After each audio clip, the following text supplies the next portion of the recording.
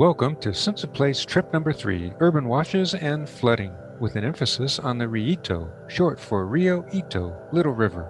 As always, geology is covered, assessing the amount of water that the urban washes can carry when they flood, and ecology. The washes are ecological hotspots. And cultural history. Holcomb lived along these washes in past times, and modern Tucsonans coexist with them now. Let's get started. To a casual viewer, Tucson has no running surface water, which is mostly true. However, in reality, Tucson has plenty of washes, all of which can have flowing water quickly after rain. The Santa Cruz was a principal focus of SOP Trip 1, and the Cañada del Oro drains the north side of the Big Mountain.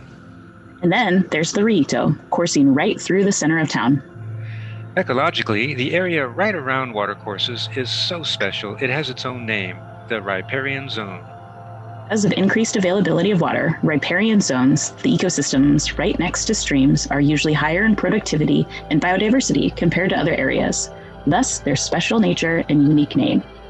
Some riparian zones are obviously enriched ecologically, with many kinds of plants, birds, mammals, amphibians, reptiles, and even insects, while other riparian zones, like those in Tucson, look kind of meager by comparison. Yeah, mostly dry wash beds in Tucson, but even here, riparian zones have more plants and animals than otherwise. That is, they're higher in productivity and biodiversity than surrounding desert. Consequently, people tend to live near them. Near the banks of the Riito, Fort Lowell City Park was the site of a long-lasting Holcomb village. Not much visible here today to the untrained eye, but upon close inspection, outlines of pit houses, trash piles, and artifacts come into view. Holcomb lived here for several hundred years, making for remarkable sustainability, finally leaving the site by about AD 1150. This site, known as Hardy, is located where it is because of surface water of the nearby washes. Corn and other crops were grown in the floodplain. But these rivers are prone to periodic flooding, so houses were located up on terraces, above the floodplain, and out of harm's way. Modern approaches to coexisting with washes usually involve massive expenditures of capital and construction of infrastructure such as dams and levees. Still, the washes of Tucson flood every now and then, with the main type of damage being bank undercutting. For example, the flood of 1983, a doozy, caused over $500 million in structural damage in Pima County, mainly through bank cutting and collapse of buildings and bridges. Even small-scale flooding can be impressive. Let's watch a few seconds of water roiling down the Riito, one of many YouTube videos on desert flooding in Tucson. We've got rivers flowing today through the deserts of Tucson. Visitors take in the Riito near the Craycroft River Bridge. Nice flow resulting from heavy rains in the nearby mountains over the past couple of days.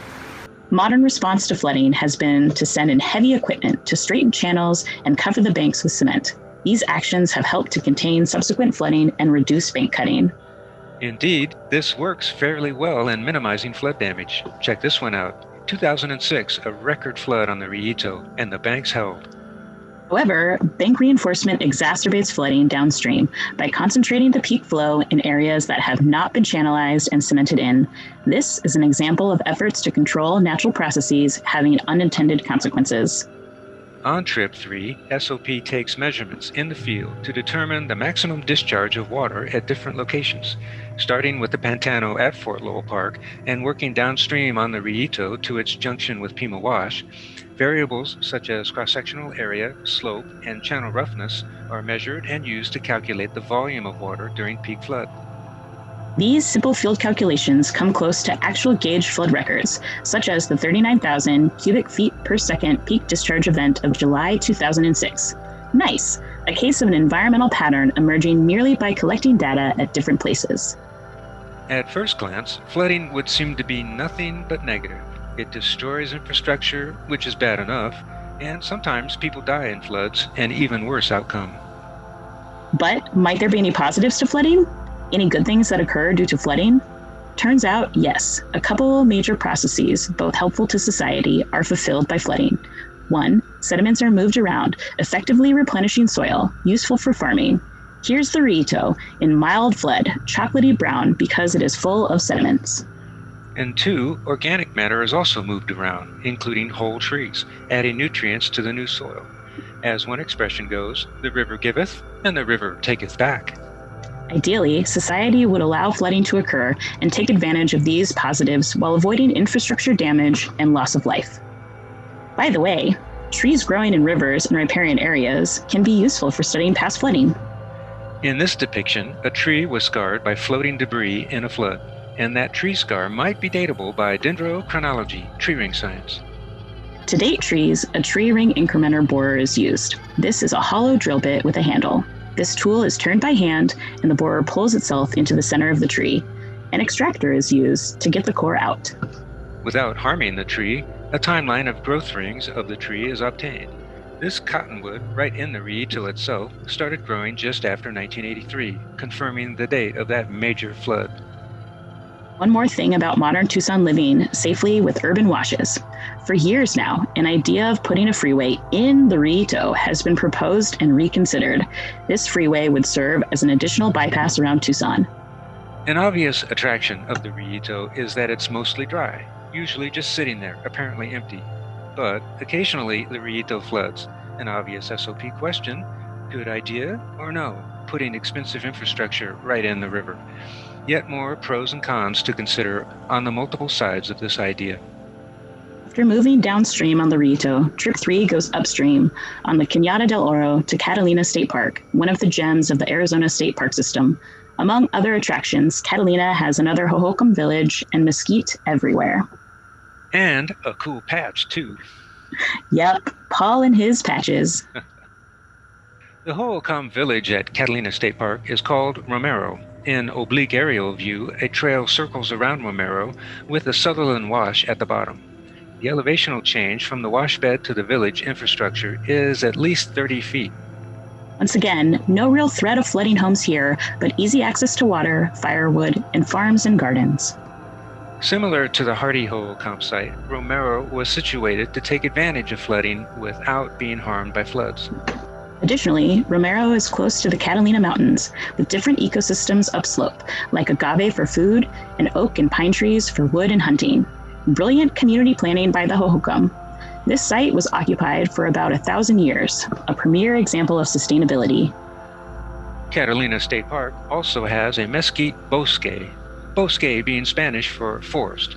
This bosque is scattered throughout the floodplain of the Sutherland Wash, thereby periodically receiving input of new sediments and organic matter from flooding. Mesquite is common throughout the Sonoran Desert. A pleasant tree by appearance, most everything about mesquite is perfect. Great wood for many uses, edible fruit, insect-friendly, shade in the summer. Mesquite leaves are small, well adapted to this arid environment, just like the other trees of the Sonoran Desert. And the flowers are profoundly abundant, turning into an edible fruit in the form of a bean pod. Wood from mesquite is prized for fine carvings and furniture. Boy, I wouldn't mind having one of these chairs in my house. The renowned American conservationist Aldo Leopold, himself a master of sense of place field trips, once spent a couple weeks canoeing the delta of the Colorado River, back when the Colorado River still reached its delta. Leopold cooked his meals over mesquite coals, and he said this about that. Quote, "We had cooked with white oak in the Corn Belt, and we had smudged our pots with pine in the North Woods. And we had brown venison ribs over Arizona juniper, but we had not seen perfection until we roasted a young goose with mesquite." End quote. Perfect firewood, Leslie. That's mesquite, all right. The seed pod of mesquite can be ground into meal and added to just about anything. For example, mesquite pancakes, which was the desert treat for Trip 3 in the before times, pre-COVID. Sorry, not this year. Because it's a legume, the kind of plant that fixes nitrogen, mesquite meal fortifies food with protein, a good idea for human health and growth. And mesquite flavor is, well, mesquite-y, very tasty. There you have it, Sense of Place Trip 3. Check it out. The course patch has the Santa Cruz, the Cañada del Oro, and the Rieto rivers on it, plus the flooding equation, as well as a pit house and a mesquite. Nice. And once again, this trip was conducted safely, following strict COVID protocols, especially for social distancing and wearing masks. Thanks to all involved for due diligence.